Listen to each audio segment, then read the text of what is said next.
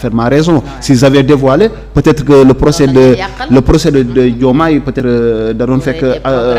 fast track nañ ko. Peut-être Cheikh Tidiane Dièye ils auront forcément quelque chose à lui trouver. En attendant ñu dugal ko ci dara bon après ça va être très compliqué donc ils ont eu parfaitement raison dañoo signaler gauche jàdd droite parce que boo xoolee Pastef man dégg naa waa Benno Bokk Yaakaar ñu doon ne président Macky ki nu mu tudd président Ousmane Sonko il cache son jeu mais il connaît son vrai candidat ce sera Guy Marius Sagna donc ils ont mis focus ils ont fait focus sur Guy Marius Sagna. Guy di jouer le jeu dem fii France xam nga di nuyu sama gars yi di dajale ay fonds ñu ne non Guy la mais xaaruñu woon Cheikh Tidiane Dièye peut-être Diomaye mënoon nañ ko Diomaye mënoon nañ ko njort Diomaye mënoon nañ njort mënoon nañ ne bon Diomaye mais il était en prison. dañ doon wax ne duñu jël risque boobu quand même. c'est ça mais mënoon nañ ko njort. c'est vrai que avec tey boo tegee Diomaye teg Birame Souleye teg Guy Marius Sagna teg ñeneen ñi Amadou Ba tu vas te dire mais écoute ñii nii est-ce que jël ñi nekk ci biti peut-être moo gën a yomb jël Diomaye loolu dëgg la. même xel mais xel mënoon na daj Diomaye. xel mënoon na daj Diomaye étant le numéro 2 donc bi nga xamante mooy Pastef donc quand le numéro 1 n'est pas là on peut penser au numéro 2 donc mënoon mais Cheikh Tidiane Dièye boo xoolee c'est un homme qui était quand même en repli koo xamante ni c'est vrai saa yu conférence de presse amee waa Pastef ak F24 affaire yooyu di nga ko gis mu fës mais doo ko gis jamais si yenn posture peut-être xel daju ko donc loolu noonu bokk na si li nga xamante ni c'est une paire de manches bi nga xamante ni le président Ousmane Sonko donc génnee na ko peut-être bett na léegi nag il faut tamit ñu creuser et puis c'est de bonne guerre quelque part aussi moi je dis c'est de bonne guerre Amadou Ba tey il a envie d'aller à une élection où il ne fera pas face au Pastef parce que comme je t'ai dit encore une fois Fatou dama ne Pastef même su nekkee ni candidat am gañewul le Pastef sera un faiseur de roi donc dans tous les cas Pastef dem élection loolu day doon loo xamante ne ni du arranger Amadou Ba imagine-toi tey ñu ne Pastef am na un candidat officiel investi bi nga xamante ni mu ngi sollicité day campagne Cheikh Tidiane Dièye n'est pas en prison donc il va aller faire le tour n'est-ce pas du Sénégal di fa dajeek ak yeneen candidats yi donc est-ce que yaa ngi gis peut-être li nga xamante ni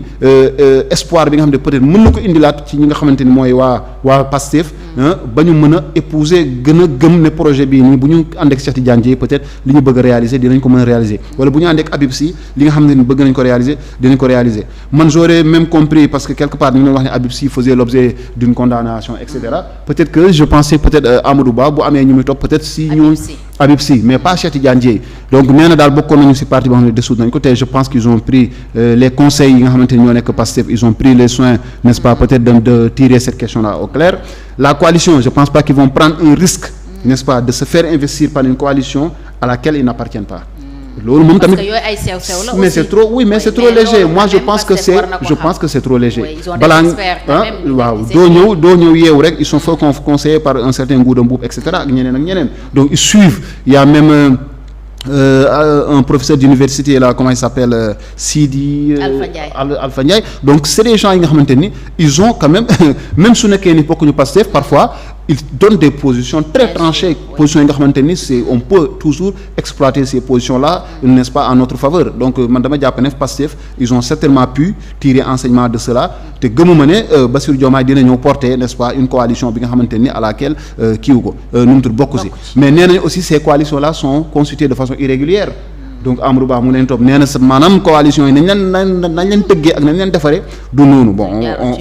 peut-être tamit je pense pas que tamit boo ne coalition là di nga def toutes les démarches qui vont n'est-ce pas avec pour pouvoir être une coalition ba nga xamante dinañ la reconnaître donc gëmuma ne aussi ils vont prendre le risque ñoom ñu bañ a doon une coalition régulièrement constituée ñu dem jël kenn ki nga xamante ni mooy Bassirou Diomaye qui a appartenu à un parti qui a été dissous ñu koy jiital Bassirou Diomaye tamit dal xel ak ñi mu ànd ak ñu dal xel ba bëgg a dee ñu bañ a bokk ci coalition boobu noonu ñëw ne dañuy dem élection mais le dernier point qui m'inquiète peut-être xaw ma Amadou Ba fan la ko teg mais na dépôt de fausse pièce bon peut-être aussi comme je dis encore une fois ça peut être une stratégie pour prêcher le faux n'est-ce pas pour avoir le vrai peut-être dafa bëgg xam ñu càmbar tous les dossiers yi nga xamante ni peut-être gars yi déposé nañ ko muy quitus fiscal ak yeneen ba mu am certitude que ces gens-là, n'est-ce pas, mais vraiment li ñu déposer leer na mais su boobaa tamit il va comme je dis Amadou Ba il peut être un grand perdant dans cette histoire-là mooy bu ñu demee ba découvrir que peut-être tout ce qu'il le reprochait là, n'est-ce pas, amul. Je pense qu'il se sera tiré une balle dans le pied te dina doon li nga xamante ni pendant la campagne électorale effectivement dina ko sentir léegi nag bon comme on dit bala ngay sori point boobu sax tey ci suba wax naa ko sama invité ma ni ko man je trouve que loolu dafa yomb trop parce que tey lu mel ni coowal Karim Wade dinañ si ñëw léegi parce que beneen cas la boo xam ni aussi ce sont des candidats qui s'entre-déchirent mais nga jëkkati lu mel ni mbiram double nationalité wala leneen lu mun a tey xel ay nit yoo xam ne dañu joxoon bopp candidat boobu nga yëkkati ko bon nga ne am nga ay preuve tout dem conseil constitutionnel mënuloo ko prouver après bon ñu rejeter ce recours jeex na mais peut-être entre-temps am na ñoo xam ne teyal nga seen xel ci kooku yàq nga xelam warul yem pour man ci benn plainte pour diffamation yow mi def loolu yow mi tuumal ab candidat te amuloo ci preuve wala li nga wax du dëgg yow la ñu war a après rejeter sa candidature man je pense que pour être juste processus bi noonu la waroon. waaw mais bon man je me dis aussi quelque part aussi dafa am loo xamante ni Fatou bon man li ma gëm mooy. mën nga def recours parce que tamit da ngay sa xel dalul si ab mbir aussi je pense que. mais nga teg ko fu leer. waaw mais parfois xam nga mën nga am ay sources d'information yoo nga xamante ni peut-être qui te permettent de dire plus ou moins peut-être à vérifier est-ce que am na wala. mais ce que la loi dit mooy soo tuumalee nit am. waaw mais est-ce que dans ce cas d'espèce là boo defee recours n'est-ce pas est-ce que tamit tu portes atteinte à l'honorabilité de la personne donc yooyu yëpp c'est à voir c'est vrai que. y a pas d'intérêt menacé. Il y a des intérêts léegi man problème bi ma gis mooy peut-être quand tu dis que la personne n'est-ce pas a déposé de fausses pièces ça par contre c'est grave. Oui. c'est grave léegi nag xawma wóoruma nag ndax peut-être comme c'est dans le jeu électoral. Est-ce que peut-être il y a une loi qui a prévu que en cas de fausse dénonciation au niveau du conseil constitutionnel est-ce que am na ay recours ou bien am na ay daan wala est-ce qu'il y a une suite judiciaire après cela bu dee am na oui bu dee am na bu dee am na bon je pense que les concernés ils vont prendre le soin de s'en occuper mais peut-être bu amul aussi peut-être que amul aussi parce que aussi si on se permet aussi de dire de mettre quand même tous ces garde-fous là aussi après finalement personne ne va dénoncer personne ne va dénoncer su nekkee da ngay wax non soo dénoncer peut-être même que sooy dénoncer quand même Cheikh man loolu par principe soo demee ba yëkkati ay tuuma di ko teg si nit da nga si war a am ay preuves. oui soo amul si lu toll nii élection présidentielle loo xam ne en public nga koy def ñëpp di ko dégg nit ki am ay intérêt à préserver à sauvegarder comme yow nga wax loo xam ne mun na ko yàqal bon après c'est pas vrai et puis c'est fini yow tu t'en sors pour moi c'est trop facile. non c'est trop j'aurais été un juge moi j'aurais pas. non quand même man j'aurais conduit les choses comme ça. J'aurais peut-être demandé ne oui Fatou sa candidature moi je suis intéressé je pense qu'il faut que ñu xoolaat peut-être les pièces qu'elle a fournies la conformité de ces pièces-là nañ si appesantir je peux en tant que candidat demander ça peut-être. mais sans dugg si ay peut-être détails di la tuumal dara parce que man sama xel dalul sa candidature peut-être bëgg naa ko xool bëgg naa ñu xool ko mais je pense que conséquence da lay ne nga wax quand même n'est-ce pas lan ngay reprocher nit ki pas peut-être sur la base n'est-ce pas d'une intuition que yow sa xel dalul wala dara mais il faudra quand même nga notifier wax si lan n'est-ce pas nga bëgg n'est-ce pas ñu xool par exemple candidature telle ou telle et aussi après je pense que tu dois amener des éléments qui doivent étayer say propos yooyu noonu donc de toute façon bon encore une fois bon je pense que on va tous chercher on va demander aux juristes qui sont aguerris xool est-ce qu'il y a une disposition n'est-ce pas qui prévoit des poursuites plus tard contre les candidats n'est-ce pas calomniateurs yi nga xamante peut-être ils ont inventé n'est-ce pas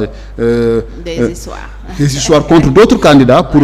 atteinte à leur honorabilité et autres après ñu xool je pense que c'est une question qu'on doit voilà voir avec des juristes gën ko approfondir. Alors dañuy des ci même dynamique parce que y a aussi l'affaire Thierno Alassane Sall Karim Wade bi nga xam ne. Sinon j'aimerais juste quand même intervenir par rapport au cas de Amadou Ba et son recours. J'ai vu quand même la personne qui a déposé son recours a dit c'est pour préserver n'est-ce pas les intérêts de Amadou Ba. Qu'il a déposé ce recours-là contre, n'est-ce pas, la personne de comment il s'appelle, Diomaye et Cheikh Tidiane Dièye. Donc si c'est en quoi, n'est-ce pas, le fait de dénoncer Diomaye et Cheikh Tidiane Dièye, n'est-ce pas, joue en la faveur de Amadou Ba. Donc bu dee intérêt la donc ça veut dire Amadou Ba n'a pas intérêt n'est-ce pas, à compétir, n'est-ce pas, avec Diomaye et Cheikh Tidiane Dièye. Donc encore une fois, je trouve que bon, peut-être c'est un problème de communication, mais su dee ni dafa ne c'est pour défendre les intérêts, moi j'aurais compris c'est pour défendre, n'est-ce pas, la constitution, les lois, les textes et les règlements, n'est-ce pas, qui résistent. Voilà, au moins voilà loolu voilà j'aurais c'est des choses que je peux prendre, mais quand tu dis c'est quand même pour les intérêts, n'est-ce pas, défendre les intérêts du candidat Amadou Ba. Bon, est-ce que bëggul woon wax tamit ni loi bi mayee peut-être candidat bu nekk mu mun a def dénonciation wala recours, mooy que képp ku am intérêt ci processus bi maanaam nga nekk candidat nga am intérêt. Oui, en tout cas c'est ce que je dis, je dis juste ça peut être ambigu, ça peut être ambigu côté communication, alors que mënoon na gën a leer. Très bien, alors ci même kii la ñuy des parce que Thierno Alassane Sall ak Karim Wade seen coow ça persiste, dégg nañu sax Karim Wade dem ba ne Thierno Alassane Sall il agit pour le compte de Amadou Ba. C'est quand même très grave ce qui se passe actuellement. Non, xam nga moi j'ai envie de féliciter ki nga xamante ni mooy Thierno Alassane. Oui, moi j'ai envie de le féliciter. Et je le félicite parce que le président Thierno Alassane Sall nous a permis aujourd'hui d'y voir plus clair dans le cas Karim Wade et surtout concernant sa nationalité. Okay. La vérité est que le décret, n'est-ce pas, qui devait libérer Karim Wade de sa nationalité n'a pas été publié. Ce décret n'a été publié qu'hier.